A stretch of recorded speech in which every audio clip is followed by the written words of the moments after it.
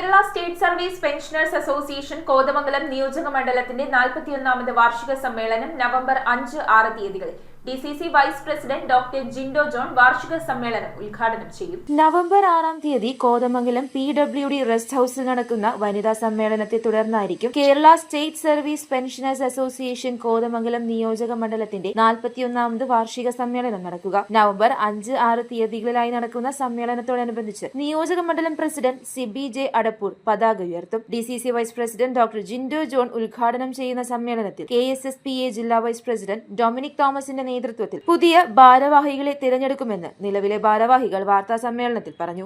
6 തീയതിയാണ് പ്രധാന സമ്മേളനം നടക്കുക. 9:45-ന് വനിതാ സമ്മേളനം, തുടർന്ന് ടൗൺ ചുറ്റിയുള്ള പ്രകടനം.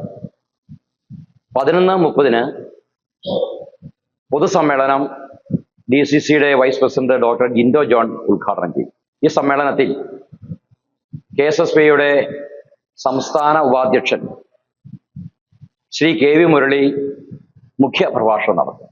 ഇന്ത്യൻ നാഷണൽ കോൺഗ്രസിന്റെ കോതമംഗലം, കവളങ്ങാട് ബ്ലോക്ക് പ്രസിഡന്റുമാരായ Shri Shameer Panakkal, Shri Babu Elias, Kothamangalam block panchayat president Shri PAM Basheer, അതോടൊപ്പം KSSPയുടെ സംസ്ഥാന സെക്രട്ടറിമാരായ Shri George P. Abraham, Shrimati TS Radhamani, സംസ്ഥാന സെക്രട്ടേറിയറ്റ് അംഗം ശ്രീ PM മൈദി, സംസ്ഥാന കമ്മിറ്റി അംഗം ശ്രീ KC ജോസ്, ജില്ലാ president Shri AD Raphael, secretary Shri CA Alikunju, ജില്ലാ ട്രഷറർ ശ്രീ VA അഫ്സലൻ തുടങ്ങിയ നേതാക്കൾ ഈ സമ്മേളനത്തെ അഭിസംബോധന ചെയ്തു.